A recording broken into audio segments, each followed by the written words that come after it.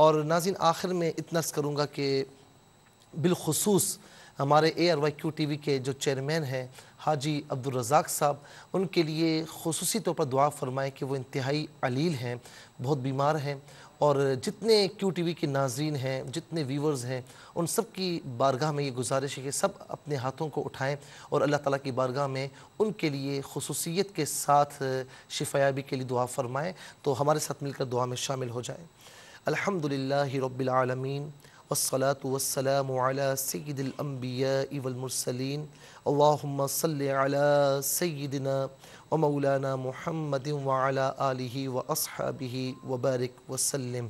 اللہم اشف امراضنا یا شافی الامراض، یا الہ العالمین تمام بیماروں کو صحت کاملہ عاجلہ عطا فرما۔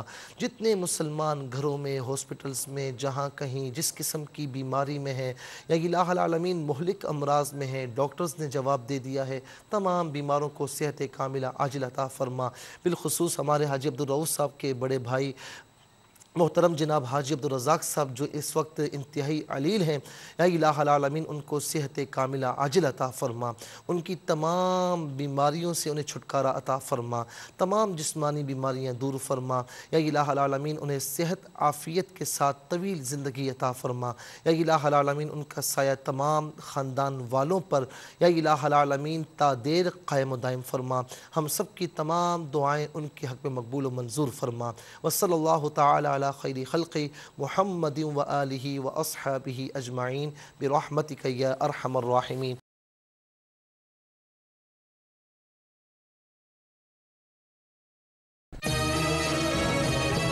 روشنی سب کے لیے، روشنی روشنی سب کے لیے، روشنی روشنی سب کے لیے، روشنی روشنی سب کے لیے۔ اعوذ باللہ من الشیطان الرجیم، بسم اللہ الرحمن الرحیم۔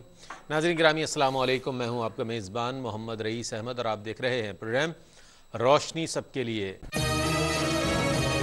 ناظرین گرامی آپ جانتے ہیں کہ ARY کے بانی حاجی عبدالرزاق صاحب بہت مشفق و مہربان شخصیت، بے شمار دینی خدمات آپ کی پوری دنیا میں جو رہنے والے ناظرین ہیں ماشاءاللہ ARYQ TV کے ذریعے دین سے فیضیاب ہو رہے ہیں، دینی تعلیمات سے فیضیاب ہو رہے ہیں۔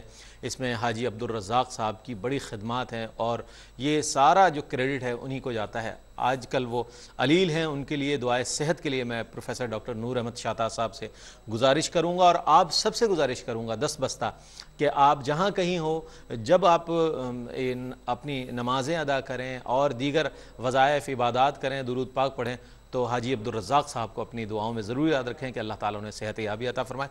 جی ڈاکٹر صاحب۔ بسم اللہ الرحمن الرحیم۔ اللہم انا نسألک شفاء من کل داء ومرض یا رب العالمین۔ الہ العالمین اپنے فضل و کرم سے جناب حاجی عبدالرزاق صاحب کو اور دیگر جو لوگ بیمار ہیں، علیل ہیں، سب کو صحت کاملہ و عاجلہ نصیب فرما، اور اے اللہ چونکہ انہوں نے یہ نیکی کا ایک سلسلہ اس ARY میں شروع کر رکھا ہے، اے رب العالمین اس کی سرپرستی انہیں عطا فرما اور تادیر اس کی سرپرستی نصیب فرما۔ رب العالمین صحت کلی سے، اے رب العالمین اپنے فضل و کرم سے صحت کلی و کاملہ سے اپنے اس عاجز بندے کو سرفراز فرما۔ وصلی اللہ تعالی علی خیر خلقہ سیدنا محمد وآلہ وصحبہ اجمعین برحمتک یا ارحم الراحمین۔ اس پروگرام کے ساتھ ہم حاضر ہوتے ہیں، الحمدللہ ایک موضوع کا انتخاب کرتے ہیں اور اس موضوع سے متعلق چند سوالات کو پروگرام کا حصہ بناتے ہیں اور جوابات کے لیے ممتاز و معروف ریلیجس اسکالرز، مفتیان دین، علماء دین اور اسکالرز حضرات کو مدعو کیا جاتا ہے جو ہمارے سوالات کے جوابات عنایت فرماتے ہیں اور بہت خوبصورت طریقے سے آپ تک وہ معلومات پہنچاتے ہیں کہ جس کی آج بے حد ضرورت ہے۔ ناظرین گرامی، آج جو موضوع ہے بہت اہم موضوع ہے، بہت عمدہ موضوع ہے اس حوالے سے کہ اس کے بارے میں جب ہم پڑھتے ہیں یا ہم کوشش کرتے ہیں اسٹڈی کرنے کی تو پھر ہم نہ صرف اسلام کے بارے میں بلکہ دیگر مذاہب کے بارے میں بھی پڑھنے میں ہماری دلچسپی بڑھ جاتی ہے۔ آج ہمارا موضوع ہے اسلام میں عبادت کا تصور۔ اس حوالے سے انشاءاللہ بات کریں گے کہ عبادت کا مفہوم کیا ہے، اس کی اہمیت کیا ہے، عبادت اور تطہیر کا ایک کیا تعلق ہے، اس کے ساتھ ساتھ اس کے مدارج جو ہے، گریڈیشن جو ہے وہ پنکچولیٹی کے حوالے سے عبادت کا جو تصور ہے وہ کیا ہے، اور اس کے حوالے سے کئی اس کے جو فوائد ہیں، جو فضائل ہیں، انشاءاللہ آج پروگرام کا حصہ بنائیں گے۔ یہ بھی ہے کہ انسان اپنی ابتدا ہی سے کسی نہ کسی طور، کسی نہ کسی طریقے سے عبادت کرتا رہا ہے اور اپنی روحانی بالغی کا کسی نہ کسی طور سامان کرتا رہا ہے۔ آج ہم بات کریں گے اسلام میں عبادت کے تصور کے حوالے سے، کمپیریٹیولی بھی ہم دوسرے مذاہب کے حوالے سے بات کر لیں گے، لیکن فوکس کریں گے ہم اسلام میں عبادات کے حوالے سے۔ آج ہمارے ساتھ موجود ہیں ڈاکٹر فرید الدین قادری صاحب۔ ڈاکٹر صاحب کی شخصیت ایک ایسی شخصیت ہے ماشاءاللہ کہ جو آپ کا خاندان ماشاءاللہ کئی حوالوں کے ساتھ ماشاءاللہ بہت زیادہ جانا پہچانا جاتا ہے کہ تصوف کے حوالے سے، تحریر کے حوالے سے، تصنیف کے حوالے سے ماشاءاللہ ایک بہت عمدہ انداز میں آپ کی خدمات سب کے سامنے آیا ہیں۔ آج ہمارے مہمان ہیں الحمدللہ۔ ڈاکٹر صاحب السلام علیکم۔ وعلیکم السلام۔ آپ کے ساتھ تشریف رکھتے ہیں ممتاز و معروف عالم دین مفتی سہیل رضا امجدی صاحب، ہمارے پروگرام کا حصہ ہوا کرتے ہیں۔ آپ ان کی گفتگو کو بہت پسند کرتے ہیں، ان کے جوابات کو۔ آج ہمارے پروگرام کا حصہ ہے مفتی صاحب السلام علیکم۔ وعلیکم السلام ورحمۃ اللہ۔ اور آپ کے ساتھ تشریف فرما ہے عہد حاضر کے ممتاز و معروف ریلیجس اسکالر ماشاءاللہ، تحقیق، تصنیف اور اس کے علاوہ کئی شعبوں میں آپ کا کام ہے اور کئی کتابوں کے مصنف ہیں ماشاءاللہ، اور بہت خوبصورت گفتگو فرماتے ہیں، وقی مطالعہ رکھتے ہیں دینی اور عصری علوم کا۔ ہمارے ساتھ موجود ہیں پروفیسر ڈاکٹر نور احمد شاہتاز صاحب۔ ڈاکٹر صاحب السلام علیکم۔ ڈاکٹر صاحب آپ سے گفتگو کا آغاز کرتے ہیں، یہ فرمائیے گا کہ عبادت کا مفہوم کیا ہے یا اس کی تعریف کیا ہے؟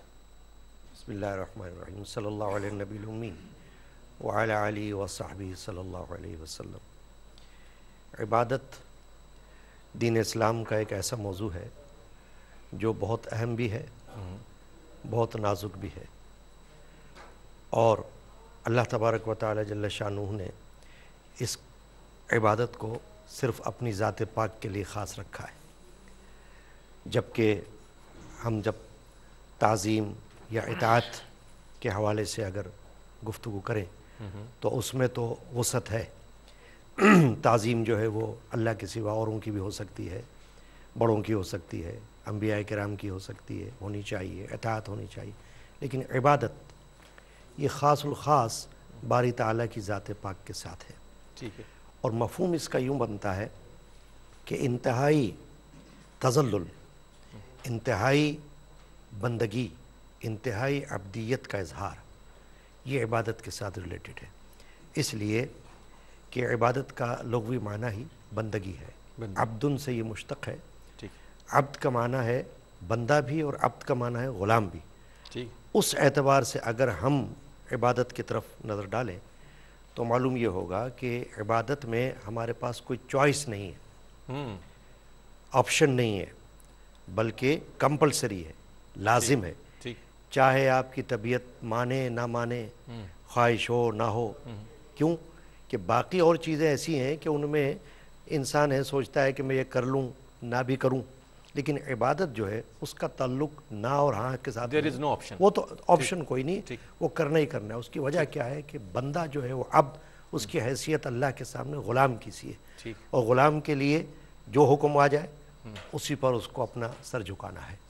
چنانچہ عبادت کی حقیقت اور مفہوم اسی کے ساتھ ہے کہ جب بھی اللہ تبارک و تعالیٰ کی طرف سے جس میدان میں حکم دے دیا گیا ہے، چاہے وہ نماز ہو، چاہے وہ روزہ ہو، چاہے وہ حج ہو، چاہے وہ زکوٰۃ ہو، کیونکہ دین اسلام کا جو ایک حصہ ہے وہ ارکان پر مشتمل ہے، ایک حصہ عقائد پر مشتمل ہے، لہٰذا ارکان کا جتنا حصہ ہے وہ عبادات سے تعلق رکھتا ہے۔ تشخص بھی ایک مسلمان کا جو ہے، جس کو ہم کہتے ہیں آئیڈینٹیفیکیشن، وہ عبادت ہی سے ظاہر ہوتی ہے۔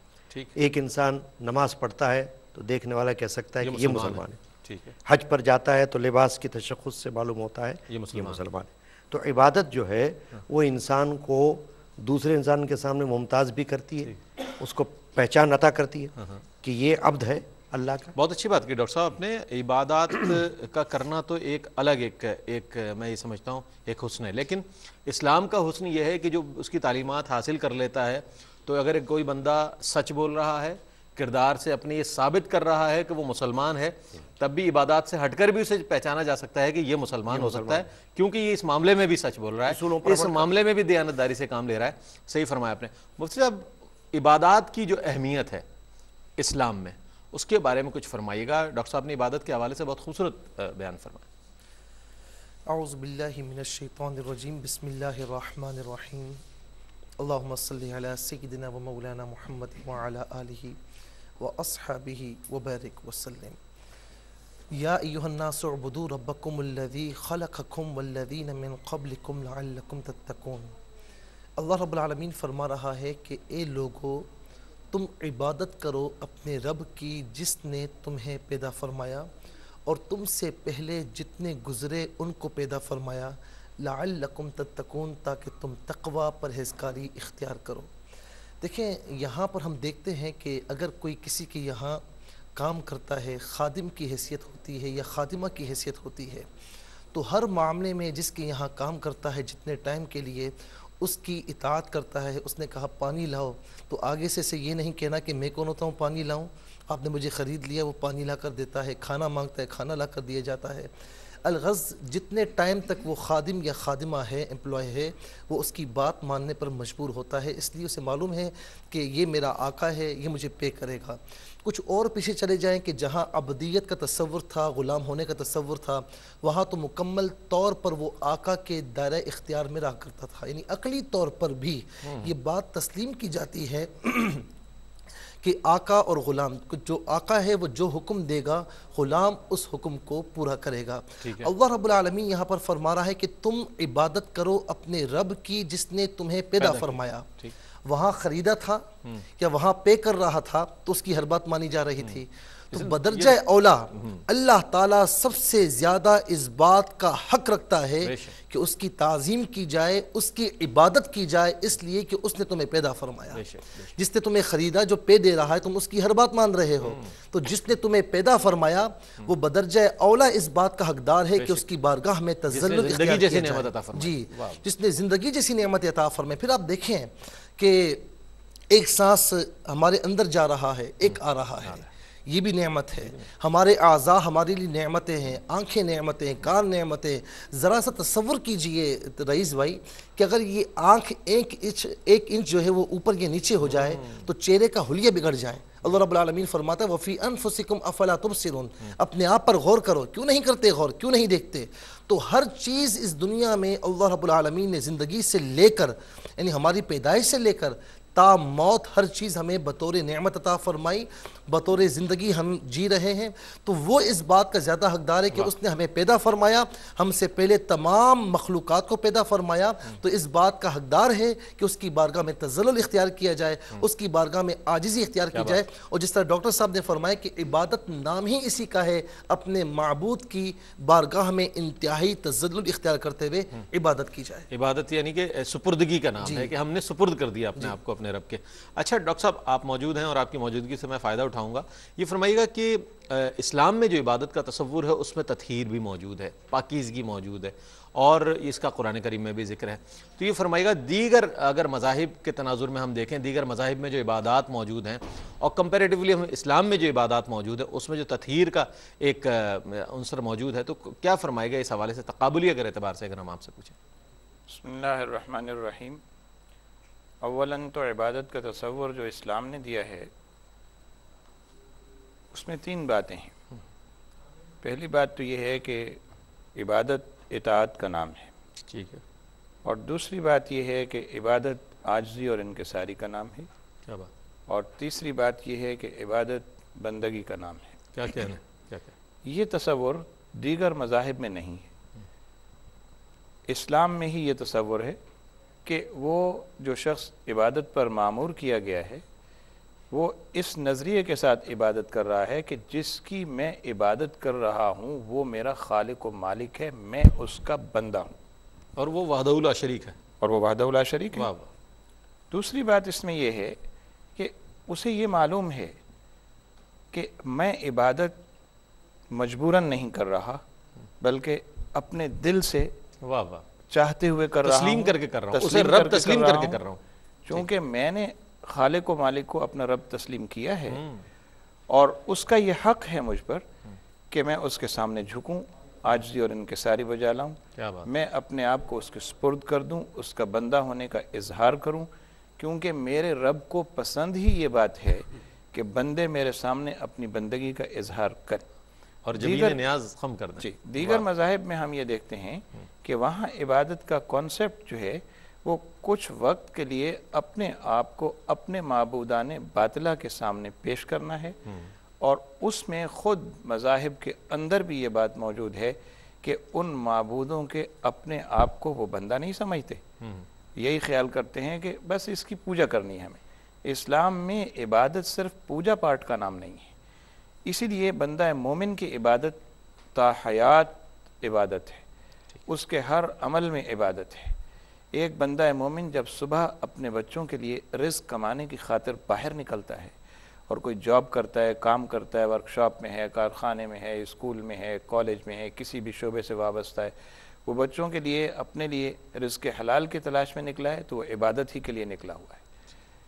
یہاں اسلام میں عبادت کا تصور اور مفہوم جو ہے وہ بند نہیں ہے، اور وہ کہنا چاہیے کہ لمیٹڈ نہیں ہے، صرف تسبیح و مصلی وسیع تناظر میں اس کا ایک وسیع کہنا چاہیے کینوس ہے، اور انسان جو بندہ مومن ہے اس کا ہر عمل عبادت ہے، بشرطے کہ وہ اسی نیت سے اس کو بجا لائے کہ اس میں بھی چونکہ میرے اللہ کی رضا موجود ہے اس لیے میں یہ کام کر رہا ہوں، تو اس کا وہ کام کرنا عبادت کے درجے میں ہو جائے گا۔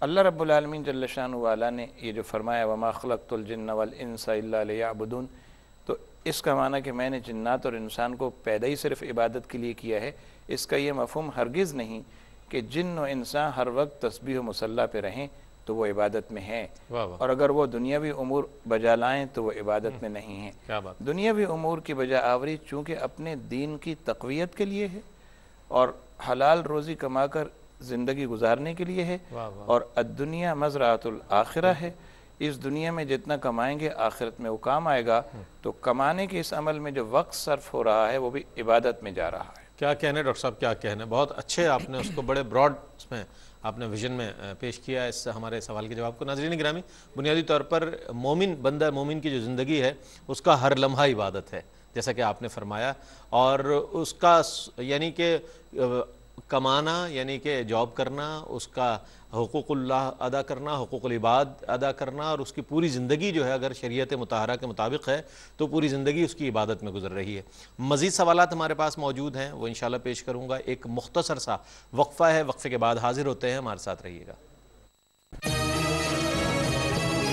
خوش آمدید ناظرین، آپ دیکھ رہے ہیں پروگرام روشنی سب کے لیے۔ آج ہمارا موضوع ہے اسلام میں عبادت کا تصور، اس حوالے سے بات ہو رہی ہے۔ ماشاءاللہ تینوں ہی اسکالرز نے بہت خوبصورت انداز میں ہمارے سوالات کے جوابات عنایت فرمائے۔ ڈاکٹر صاحب، عبادات کے حوالے سے ایک بات اور ذہن میں آتی ہے، کیا اس میں مدارج بھی ہیں، اس کی گریڈیشن ہے، اور ہے تو کس طرح ہے اس کی ترتیب؟ دیکھیے یہ تو اس طرح ہے کہ جیسے ایک بندہ جب اللہ تبارک و تعالی کی طرف رجوع کرتا ہے تو ظاہر ہے کہ ابتدا میں جو اس کی کیفیت ہوتی ہے وہ ایسی ہو سکتی ہے کہ اسے کچھ دشواریاں پیش آتی ہوں، سستی انسان کو طاری ہوتی ہے بعض اوقات کرنا، لیکن جب وہ غور و فکر کرتا ہے اللہ تبارک و تعالیٰ کی طرف، ذات پاک کی طرف، اس کی صفات کی طرف، تو پھر یہ ایسا معاملہ اس کے ساتھ ہو جاتا ہے کہ عبادت جو ہے وہ اس کی روح کی غذا بن جاتی ہے۔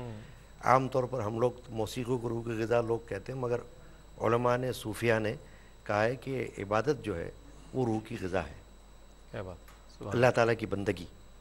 تو لہٰذا جب انسان مدارج کو طے کرتا رہتا ہے اور عبادات میں آگے چلتا رہتا ہے، پھر جیسے آپ نے سنا ہوگا کہ حدیث پاک بھی ہے کہ میرا بندہ جو ہے وہ نوافل کے ذریعے میرا تقرب حاصل کرتا رہتا ہے، یہاں تک کہ پھر میں اس کے ہاتھ بن جاتا ہوں جس سے وہ پکڑتا ہے، میں اس کے کان بن جاتا ہوں جس سے وہ سنتا ہے، میں اس کی زبان بن جاتا ہوں جس سے وہ بولتا ہے، میں اس کے پیر بن جاتا ہوں جس سے وہ چلتا ہے۔ تو گویا کہ اس کا پورا وجود جو ہے وہ اللہ تبارک و تعالیٰ کی طرف متوجہ ہونے لگتا ہے۔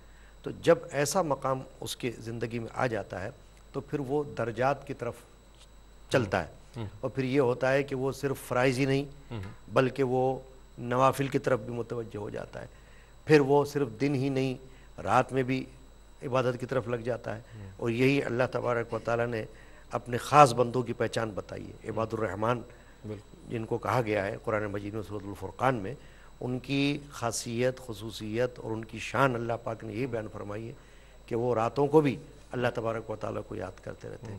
تو مدارج کی طرف جب ہم گفتگو کریں گے تو اس سے مراد ہم یہی لیں گے کہ ایسے درجات اللہ تبارک و تعالیٰ اس کو عبادت میں عطا فرما دیتا ہے کہ اس کو پھر اللہ کی بندگی اور عبادت کے بغیر کوئی مزہ بھی نہیں آتا.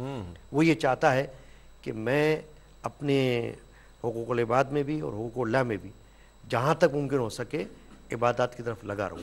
چھوٹے سے چھوٹا عمل بھی وہ ضائع نہیں کرتا اور اس کو بھی پانے کی کوشش کرتا ہے، کیونکہ وہ یہ سمجھتا ہے کہ یہ بھی نیکی ہے اور اس میں عبادت کا ثواب مل جائے گا. احادیث سے بھی یہ واضح ہے کہ انسان اپنے معاشرے میں بھی رہ کر خدمت خلق کے حوالے سے بھی، دوسرے معاملات کے حوالے سے بھی جو کام وہ نیکی کی طرف کرتا ہے وہ عبادت کے ثواب میں داخل ہو جاتا ہے. لہٰذا اس سے بھی اس کے درجات جو ہے بلند ہوتے رہتے ہیں. ٹھیک. مفتی صاحب، مختلف لوگ ہیں، مختلف طبقات ہیں کہ جو عبادت کرتے ہیں. ایک وہ طبقہ ہے کہ جو اذان سنتا ہے اور اس کے بعد نماز کی طرف نہیں جو ہے رخ کرتا. ایک وہ طبقہ ہے کہ جو نماز کی طرف رخ کرتا ہے اور جس طرح لوگ پڑھ رہے ہیں اس طرح پڑھ رہا ہے، اس کو آگہی نہیں ہے، بس وہ ایک طریقے سے اپنی ذمہ داری پوری کر رہا ہے، فرض کی ادائیگی کر رہا ہے. ایک وہ طبقہ ہے کہ جو عبادت کی حلاوت کو محسوس کرتا ہے، عبادت کی چاشنی کو محسوس کرتا ہے اور اس کے لطائف کو محسوس کرتا ہے. تو کیسے ممکن ہے یہ ایک بندہ مومن کے لیے کہ وہ عبادت کرے تو اس طور کرے کہ اس کی حلاوت محسوس کرے اور اس کے لطائف کو محسوس کرے؟ دیکھیں، یہ آپ نے بڑا اہم سوال کیا اور اس سے پہلے بھی یہی کہا گیا. میں اس کی مثال یوں دوں گا کہ ایک کلاس میں کئی اسٹوڈنٹس ہوتے ہیں. اچھا، کچھ اسٹوڈنٹس ایسے پڑھاکو ہوتے ہیں کہ پورا سال پڑھائی کرتے ہیں. اچھا، آپ ان کو دیکھ کر رحم کھا جائیں گے کہ یار آپ اتنے کمزور ہو چکے ہو، تھوڑا سا پڑھائی کے علاوہ بھی وقت نکالا کرو. لیکن انہیں ایک ہی دھن سوار ہوتی ہے کہ ہمیں پڑھنا ہے، ہمیں علم حاصل کرنا ہے. اور کچھ اسٹوڈنٹس ایسے بھی ہوتے ہیں کہ جو پورا سال نہیں پڑھتے اور لاپرواہی کے ساتھ ادھر ادھر گھومتے ہیں اور جو ہے اینڈ ٹائم پر وہ کچھ نہ کچھ پڑھ کر پاس ہو جاتے ہیں. کچھ ایسے بھی بدقسمت ہوتے ہیں کہ جو امتحانات کے وقت بھی نہیں پڑھتے. تو ایک یہاں پر بھی طبقات ہیں. ایک ایسا طبقہ جو اولیاء کا طبقہ ہے. اب فرائض واجبات سنتوں کو تو چھوڑیے، اللہ رب العالمین ان کے لیے فرما رہا ہے کہ والذین یبیتون لربہم سجدا وقیاما. یہ وہ لوگ ہیں جب راتوں کو لوگ سو رہے ہوتے ہیں اور یہ میرے بندے اٹھ اٹھ کر میری عبادات کر رہے ہوتے ہیں. تم دیکھو گے کوئی سجدے میں ہوگا، کوئی قیام میں ہوگا، کوئی رکوع میں ہوگا، کوئی یعنی ہر طریقے سے یہ لوگ اللہ کی عبادت میں جھکے ہوئے ہوتے ہیں. اب ان کے نزدیک یہ نہیں ہوتا کہ یہ فرض ہے، واجب ہے، سنت ہے، مستحب ہے، مباح ہے. ان کے نزدیک یہ ہوتا ہے کہ ہم جس سے محبت کر رہے ہیں تو اس نے کیا چیز پسند فرمائی ہے. وہ نہیں دیکھتے کہ یہ واجب ہے، فرض ہے، بس ہمیں ادا کرنا ہے، بلکہ ہمیں اس سے زیادہ بڑھ کر عبادت کرنی ہے. کیونکہ نوافل کی باری جو ہے فرائض واجبات سنتوں کے بعد ہے. تو وہ اللہ والے یہ نہیں دیکھتے کہ یہ ضروری ہے یا نہیں ضروری، نہیں ہمیں کرنا ہے. انہوں نے سنتوں کو بھی اپنے اوپر ضروری کر لیا ہوتا ہے، نوافل بھی وہ روزانہ پڑھتے ہیں تو ان کے گریڈ جو ہے یعنی اپ ہوتے رہتے ہیں، ان کے مدارج بلند ہوتے چلے جاتے ہیں. اسی لیے اللہ رب العالمین حدیث قدسی میں فرماتا ہے کہ یتقرب عبدی الیہ بالنوافل، یعنی روحانی بالیدگی حاصل ہوتی رہتی ہے. اور جو عام طور پر مسلمان ہوتے ہیں تو ان کے لیے یہ ہے کہ جی یہ فرض ہے، یہ واجب ہے. فرائض میں بھی پھر فرض اعتقادی ہوتا ہے، فرض عملی ہوتا ہے، واجب اعتقادی ہوتا ہے، پھر اس کے بعد جو ہے وہ سنت موقدہ، غیر موقدہ، اور اس کے علاوہ جو ہے پھر مستحب ہے، مباح ہے، اور پھر یعنی جائز کی صورتیں ہیں. اور اس کے علاوہ جو ہے وہ اگر آپ اس کے اپوزٹ چلے جائیں تو وہاں پر پھر جو ہے وہ حرام ہے، ایک حرام قطعی ہے، حرام ظنی ہے، پھر مکروہ ہے. مکروہ میں بھی جو ہے مکروہ جو ہے وہ تحریمی ہے اور مکروہ تنزیہی ہے.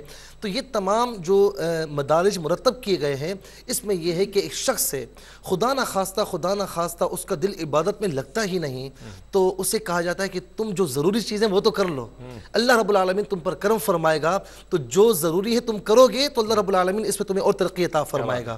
تو یہ ہمارے لیے اس لیے ہے کہ ہم کم از کم جو ضروری چیزیں ہیں، ضروری احکامات ہیں، اس پر عمل کر لیں تاکہ ہمارا دل عبادت میں لگے، ہمیں روحانی بالیدگی حاصل ہو، ہم نیکیوں کی طرف آ جائیں. میں ایک بات کرنا چاہوں گا، جس طرح بعض روایات میں ہم نے پڑھا کہ کوئی بزرگ تھے وہ عصر کی جو غیر موقدہ سنتیں ہیں، ہم تو اسے ضروری سمجھتے ہی نہیں ہیں. غیر موقدہ چھوڑی جی، غیر موقدہ وہ ہوتی جو آقا علیہ السلام نے جو ہے تاکید سے نہ پڑھی. امام صاحب فرائض بتائیں.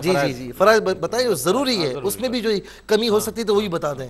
ہمارے تو یہ ہوتا ہے. اب وہ غیر موقدہ سنتیں پابندی سے ادا فرماتے تھے.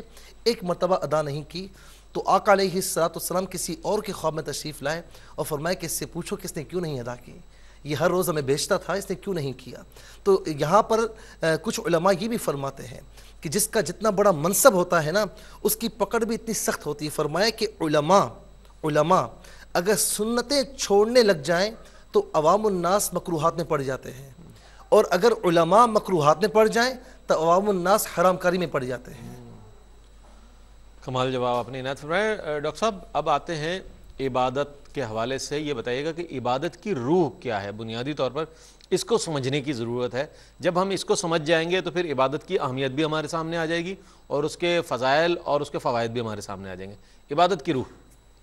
جی بسم اللہ الرحمن الرحیم۔ عبادت کے حوالے سے ایک بات جاننا ضروری ہے کہ جیسا میں نے پہلے کہا کہ عبادت کا مفہوم بہت وسیع ہے، اور اس وسعت میں ایک بندہ مومن کے وہ سارے اعمال آ جاتے ہیں جو وہ صبح سے شام تک کرتا ہے، بلکہ ایسا بھی ہے کہ بندہ مومن کا سونا بھی عبادت ہے جب وہ اعمال کر کے سوتا ہے جو اس کے ذمے ہیں۔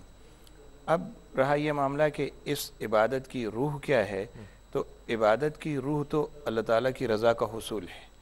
اگر اللہ تعالیٰ کی رضا کا حصول نہ ہو، شوق تیرا اگر نہ ہو، میری نماز کا امام، میرا قیام بھی حجاب، میرا سجود بھی حجاب، تو عشق رسالت میں آپ صلی اللہ علیہ وسلم دل میں ہو، اللہ تعالیٰ کی قدرت پر نظر ہو، خشوع و خضوع دل کے اندر ہو، مقصود رضائے رب ہو، تو یہی عبادت کی روح ہے۔ اور اس کے لیے جب بندہ مومن کچھ تگ و دو کرتا ہے، کچھ کوشش کرتا ہے، تو اللہ تعالیٰ کی رحمتیں بڑھ بڑھ کے آگے اس کو اپنے دامن میں لیتی ہیں، اپنی آغوش میں لیتی ہیں، اور اس بندہ مومن پر اللہ تعالیٰ کا خاص لطف و کرم اور فضل و کرم ہوتا ہے۔ آپ نے مفتی صاحب کی بات سنی کہ غیر موقدہ سنتوں کی عدم ادائیگی پر یا ایک دفعہ ترک کر دینے پر ایک تنبیہ آئی۔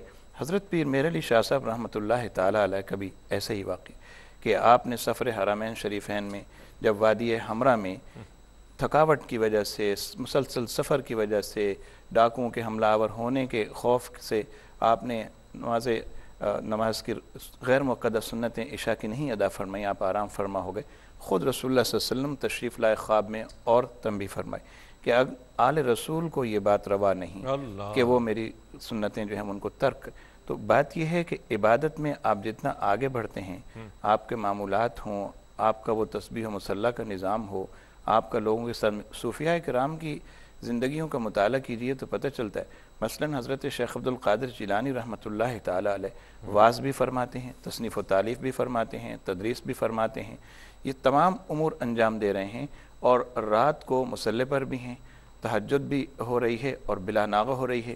تو ایک بات یاد رکھنے کی وہ یہ کہ یہ جو فقاہے ہیں، جو علماء ہیں، جو مشائخ ہیں، یہ ان کا لمحہ لمحہ عبادت میں گزرتا ہے۔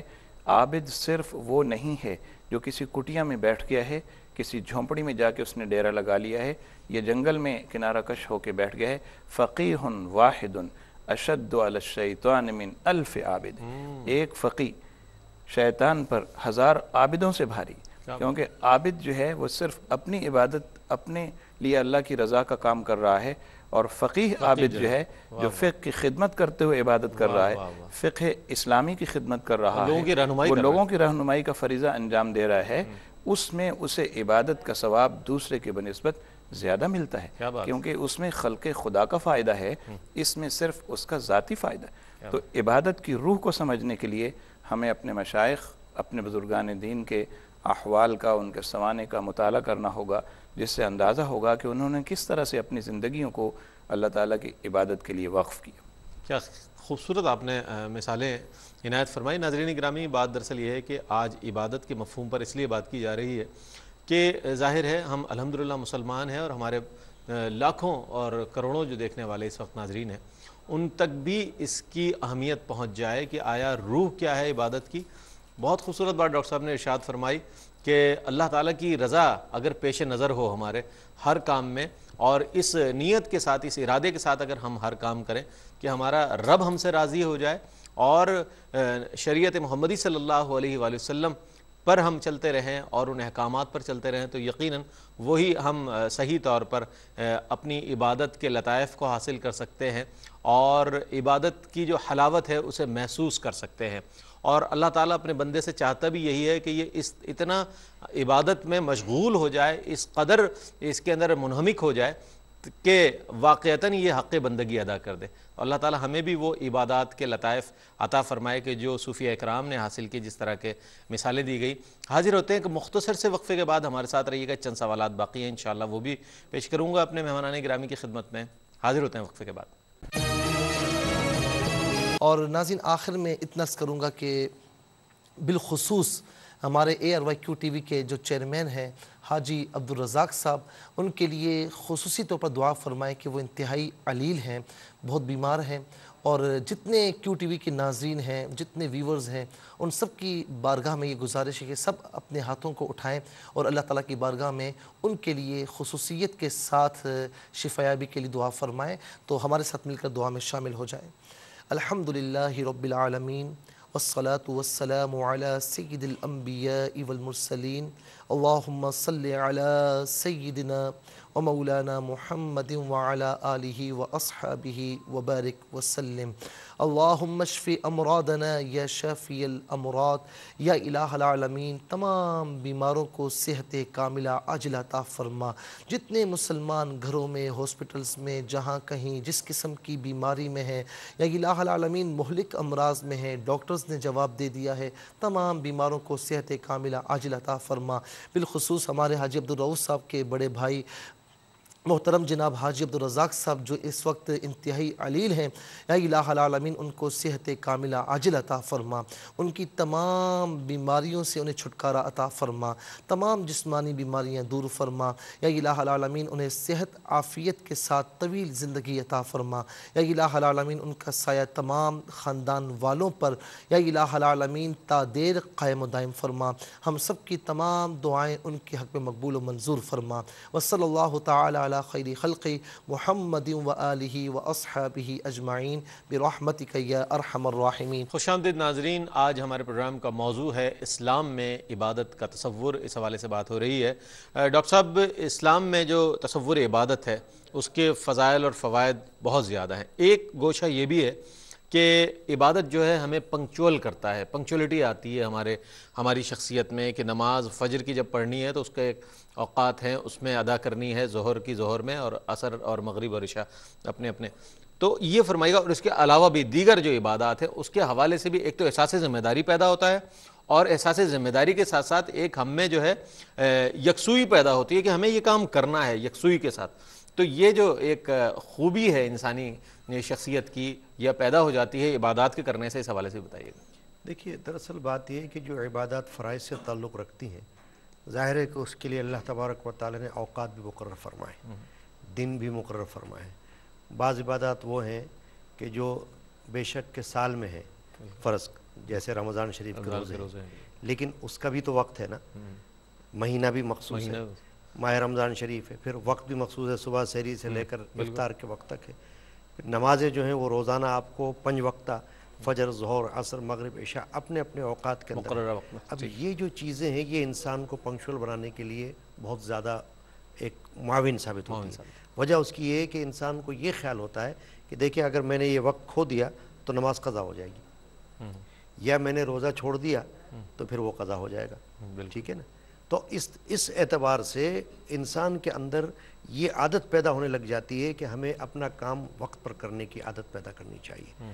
اسی لیے آپ یہ دیکھیے کہ جب بھی نماز کے لیے پکارا جاتا ہے تو اس کو یہ پتہ ہوتا ہے کہ بھئی مجھے جماعت میں شامل ہو جانا ہے اور اتنے جلدی جانا ہے کہ مجھے جماعت مل جائے.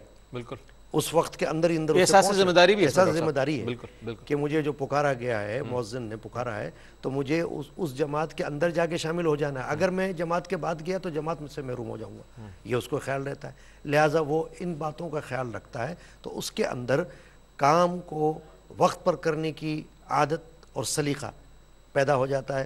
اور یقیناً ہم یہ کہہ سکتے ہیں کہ اللہ تبارک و تعالی نے جو نظام عبادات کا بنایا ہے یہ انسان کو صرف اسی لیے نہیں ہے کہ وہ اللہ کی طرف متوجہ ہو رہا ہے، بلکہ اس سے دنیا کے فوائد اس کو یہ مل رہے ہیں کہ وہ عادی بن رہا ہے اس بات کا کہ کام کو اپنے وقت پر کرنا ہے اور وقت کو کھونا نہیں ہے، وقت کو ضائع نہیں کرنا ہے. ضائع کر دیا تو پھر وہ باتیں ہمیں حاصل نہیں ہوں گی جو وقت پر کرنے سے ہوں گی. یہ انسان کے لیے ضروری ہے. ایک اور بات جو بڑی اہم ہے عبادت کی، دیکھیے وہ یہ ہے کہ عبادت اللہ تبارک و تعالی کی غیر مشروط.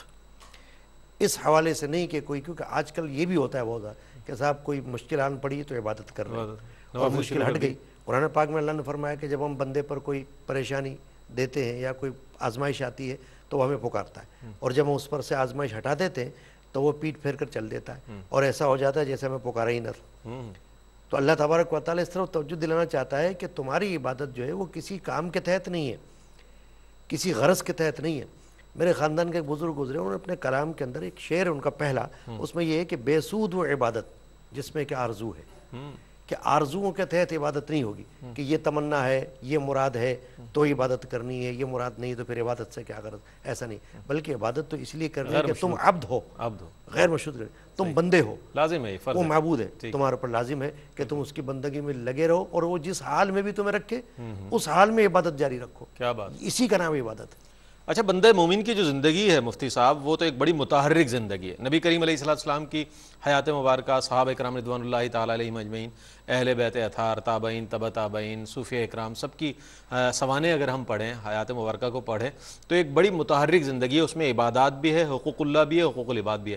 لیکن آج یہ تصور کیا جاتا ہے کہ اگر کوئی اپنے دیگر امور کو انجام دیتے ہوئے اگر کوئی نماز کی طرف راغب ہو جاتا ہے، 5 وقتہ نمازی ہو جاتا ہے اور زیادہ عبادات کی طرف رغبت ہو جاتی ہے، تو کہا یہ جاتا ہے وہ تو بھائی مسلح پکڑ لیا انہوں نے، اب تو وہ بس دین کی طرف ہو گئے، اللہ اللہ میں لگ گئے۔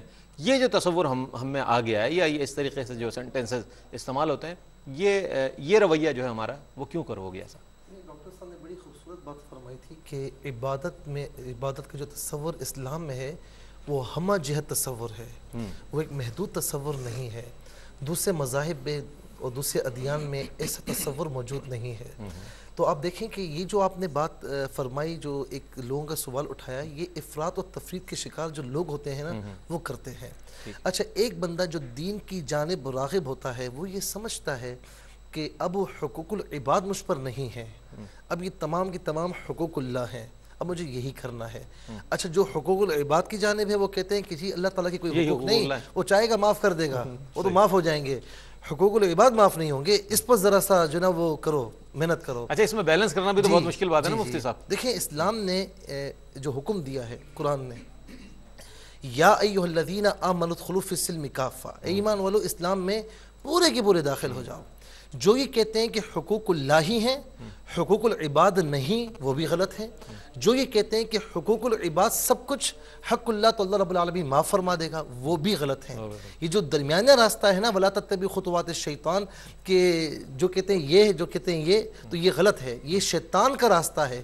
جو رحمانی راستہ ہے وہ یہ ہے کہ جتنے اللہ تبارک و تعالیٰ کے حقوق ہیں اور جتنے حقوق العباد ہیں، ان تمام کی تکمیل ہم پر ضروری ہے۔ اب آپ ذرا دیکھیں کہ ایک مسلمان ہے، جس وقت وہ مسجد میں ہے، نماز پڑھ رہا ہے، اللہ تعالیٰ کا ذکر کر رہا ہے، اس کے بعد باہر نکل آیا، اس کا مطلب کیا ہوا کہ اس کی عبادت جب تک وہ مسجد میں تھی، اب وہ باہر نکلا تو اس کی عبادت ختم ہو گئی؟ نہیں۔ اسلام یہ تصور دیتا ہے کہ آپ کا 24 کے 24 گھنٹے عبادت، حالت عبادت میں، جو حالت عبادت میں ہے۔ اگر آپ سو رہے ہیں، یہ سونا بھی آپ کے لیے عبادت بن سکتا ہے، کہ میرے آقا علیہ السلام نے فرمایا کہ جو نماز عشاء پڑھنے کے بعد، نماز عشاء با جماعت پڑھنے کے بعد سویا، اس انتظار میں کہ صبح اٹھوں گا، فجر کی نماز با جماعت ادا کروں گا، تو اسے رات کی عبادت کا ثواب دیا جائے گا۔ اب آپ دیکھیں کہ آپ رات کو سو رہے ہیں لیکن عبادت کا ثواب مل رہا ہے۔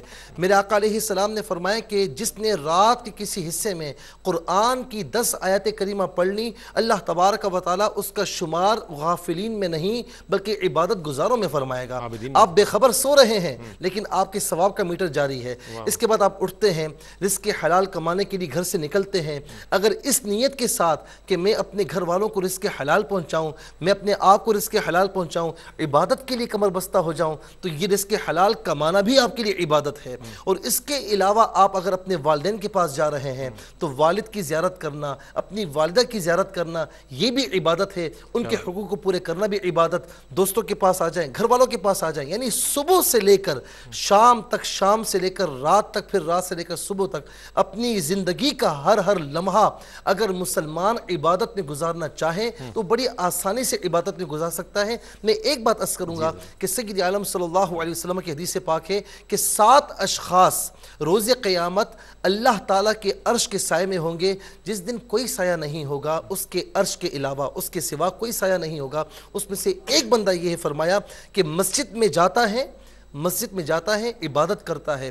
عبادت کرنے کے بعد اپنے گھر واپس جائے، اپنے کاروبار میں کہیں پر بھی واپس جاتا ہے، لیکن اس کا دل اسی تمنا میں رہتا ہے، کام دوسرے کر رہا ہے، تمنا یہ ہے کہ نماز کا وقت شروع ہو جائے تو دوبارہ مسجد میں آ جاؤ، تو فرمایا ایسا بندہ روز قیامت اللہ تعالیٰ کے عرش کے سائے میں ہوگا۔ کیا کہنا ہے ڈاکٹر صاحب، آخری سوال کی جانب آتے ہیں۔ یہ فرمائیے گا کہ بے شمار فوائد ہیں عبادت کے، تو یہ فرمائیے گا کہ عبادت کے جو انفرادی فوائد ہیں وہ اور اجتماعی فوائد، اخروی فوائد تو ہے ہی، اس کی تو ہم تفصیل میں جا ہی نہیں رہے، لیکن جو دنیاوی فوائد ہیں انفرادی اور اجتماعی، کچھ فرمائیے سر۔ عبادات کے دنیاوی جو فوائد ہیں ان میں جیسے آپ نے کہا کہ کچھ انفرادی فوائد ہیں، کچھ اجتماعی فوائد ہیں۔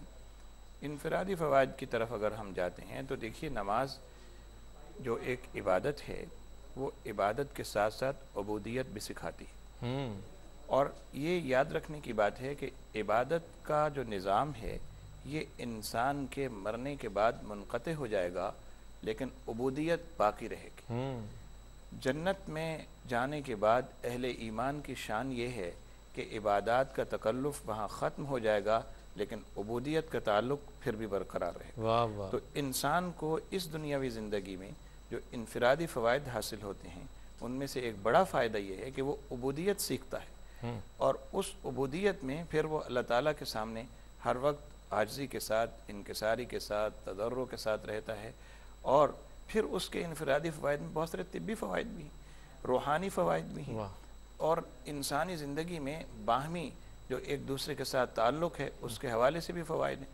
اور اجتماعی فوائد میں ایک باجماعت نماز کے ساتھ نماز ادا کرنے والا جو شخص ہے، جب وہ جاتا ہے تو کتنے ہی لوگوں سے اس کی مسجد میں ملاقات ہو جاتی ہے، کئی لوگوں کی وہ خیریت دریافت کرتا ہے، کئیوں سے مل ملا کے اپنے امور اور معاملات انجام دیتا ہے، کئی لوگوں کے اگر وہ بیمار ہیں، بیمار پرسی کا اس کو جو ثواب ہے، اجر ہے، وہ اس کو حاصل ہوتا ہے۔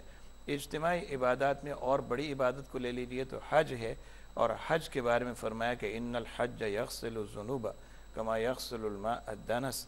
تو اب جو آدمی حج کے لیے جاتا ہے اس کے قدم قدم پہ نیکیاں لکھی جاتی ہیں، اور جتنے لوگوں کے ساتھ مل کر وہ حج کرتا ہے اس کی قبولیت اتنی یقینی ہوتی چلی جاتی ہے۔ اجتماعی عبادت کا فائدہ اس کو یہ حاصل ہے کہ خود تو ہو سکتا ہے اس کی عبادت قبول نہ ہو، نماز قبول نہ ہو رہی ہو، دوسرے لوگوں کے ساتھ مل کر عبادت کرنے سے عین ممکن ہے کہ ان کی عبادات کے ساتھ مل کر جو پورا وہ سیٹ جا رہا ہے تو اللہ تعالیٰ سب کی قبول فرمائے۔ کیا بات، بہت خوبصورت انداز میں آپ نے مختصر وقت میں انفرادی اور اجتماعی جو فوائد ہے عبادت کے اس کا تذکرہ فرمایا۔ میں بہت شکریہ ادا کرنا چاہوں گا صاحبزادہ ڈاکٹر فرید الدین قادری صاحب آپ کی تشریف آوری کا، مفتی سہیل رضا امجدی صاحب آپ کی تشریف آوری کا، پروفیسر ڈاکٹر نور احمد شاہتاز صاحب آپ کی تشریف آوری کا۔ ڈاکٹر صاحب سے میں آخر میں دعا کے لیے ضرور گزارش کروں گا۔ آج ناظرین گرامی اسلام میں عبادت کا تصور جو ہے اس حوالے سے بات ہوئی، اور مختصر بات یہ سمجھ میں آتی ہے کہ اللہ تعالیٰ کو اگر اپنے بندوں کی کوئی چیز پسند ہے تو وہ عاجزی پسند ہے، انکساری پسند ہے، تواضع پسند ہے، اللہ کے آگے جھک جانا یہی اللہ کو پسند ہے اپنے بندے کا، کہ میرا بندہ جو ہے وہ نادم ہو جائے، مجھے رب تسلیم کر لے، میرے آگے سر نیاز کو خم کر دے، یہی بندگی ہے اور یہی سپردگی ہے۔ اللہ تعالی ہمیں بھی ذوق عبادت عطا فرمائے، شوق بندگی عطا فرمائے، اور ایمان کی حلاوت عطا فرمائے۔ ناظرین گرامی، آپ جانتے ہیں کہ ARY کے بانی حاجی عبدالرزاق صاحب بہت مشفق و مہربان شخصیت، بے شمار دینی خدمات آپ کی پوری دنیا میں جو رہنے والے ناظرین ہیں ماشاءاللہ ARY QTV کے ذریعے دین سے فیضیاب ہو رہے ہیں، دینی تعلیمات سے فیضیاب ہو رہے ہیں۔ اس میں حاجی عبدالرزاق صاحب کی بڑی خدمات ہیں، اور یہ سارا جو کریڈٹ ہے انہی کو جاتا ہے۔ آج کل وہ علیل ہیں، ان کے لیے دعائے صحت کے لیے میں پروفیسر ڈاکٹر نور احمد شاہتاز صاحب سے گزارش کروں گا، اور آپ سب سے گزارش کروں گا دست بستہ کہ آپ جہاں کہیں ہو، جب آپ اپنی نمازیں ادا کریں اور دیگر وظائف عبادات کریں، درود پاک پڑھیں، تو حاجی عبدالرزاق صاحب کو اپنی دعاؤں میں ضرور یاد رکھیں کہ اللہ تعالیٰ انہیں صحت یابی عطا فرمائے۔ جی ڈاکٹر صاحب۔ بسم اللہ الرحمن الرحیم۔ اللہم انا نسألک شفاء من کل داء ومرض یا رب العالمین۔ الہ العالمین اپنے فضل و کرم سے جناب حاجی عبدالرزاق صاحب کو اور دیگر جو لوگ بیمار ہیں، علیل ہیں، سب کو صحت کاملہ و عاجلہ نصیب فرما، اور اے اللہ چونکہ انہوں نے یہ نیکی کا ایک سلسلہ اس ARY میں شروع کر رکھا ہے، اے رب العالمین اس کی سرپرستی انہیں عطا فرما، اور تا دیر اس کی سرپرستی نصیب فرما۔ رب العالمین صحت کلی سے اے رب العالمین اپنے فضل و کرم سے صحت کلی و کاملہ سے اپنے اس عاجز بندے کو سرفراز فرما وصلی اللہ تعالی علی خیر خلقہ سیدنا محمد وآلہ وصحبہ اجمعین برحمتک یا ارحم الراحمین۔ ناظرین گرامی، آپ جانتے ہیں کہ ARY کے بانی حاجی عبدالرزاق صاحب بہت مشفق و مہربان شخصیت، بے شمار دینی خدمات آپ کی پوری دنیا میں جو رہنے والے ناظرین ہیں ماشاءاللہ ARY QTV کے ذریعے دین سے فیضیاب ہو رہے ہیں، دینی تعلیمات سے فیضیاب ہو رہے ہیں۔ اس میں حاجی عبدالرزاق صاحب کی بڑی خدمات ہیں اور یہ سارا جو کریڈٹ ہے انہی کو جاتا ہے۔ آج کل وہ علیل ہیں، ان کے لیے دعائے صحت کے لیے میں پروفیسر ڈاکٹر نور احمد شاطا صاحب سے گزارش کروں گا اور آپ سب سے گزارش کروں گا دست بستہ کہ آپ جہاں کہیں ہو، جب آپ اپنی نمازیں ادا کریں اور دیگر وظائف عبادات کریں، درود پاک پڑھیں، تو حاجی عبدالرزاق صاحب کو اپنی دعاؤں میں ضرور یاد رکھیں کہ اللہ تعالیٰ انہیں صحت یابی عطا فرمائے۔ جی ڈاکٹر صاحب۔ بسم اللہ الرحمن الرحیم۔ اللہم انا نسألک شفاء من کل داء ومرض یا رب العالمین۔ الہ العالمین اپنے فضل و کرم سے جناب حاجی عبدالرزاق صاحب کو اور دیگر جو لوگ بیمار ہیں، علیل ہیں، سب کو صحت کاملہ و عاجلہ نصیب فرما، اور اے اللہ چونکہ انہوں نے یہ نیکی کا ایک سلسلہ اس ARY میں شروع کر رکھا ہے، اے رب العالمین اس کی سرپرستی انہیں عطا فرما اور تادیر اس کی سرپرستی نصیب فرما۔ رب العالمین صحت کلی سے، اے رب العالمین اپنے فضل و کرم سے صحت کلی و کاملہ سے اپنے اس عاجز بندے کو سرفراز فرما وصلی اللہ تعالی علی خیر خلقہ سیدنا محمد وآلہ وصحبہ اجمعین برحمتک یا ارحم الراحمین۔